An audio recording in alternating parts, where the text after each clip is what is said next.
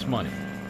This 800 horsepower Shelby Super Snake was owned and driven by Carroll Shelby himself, the man whose commitment to extreme speed was responsible for the legendary Shelby Cobra. Even today, only a few exotic supercars can come close to its claimed 3.2-second 0 to 60 time. And this car was built long before things like traction control and electronic stability control made cars this powerful safe for ordinary humans to drive. Comedian Bill Cosby, a fan of fast cars, saw this Super Snake and asked Carroll Shelby to build him one just like it. He drove it out of him. He sold it. The gentleman he sold the car to died in this. Its current owner, Ron Pratt, will sell it this January at the big Barrett-Jackson car auction. Pratt bought the car himself at a Barrett-Jackson event back in 2007.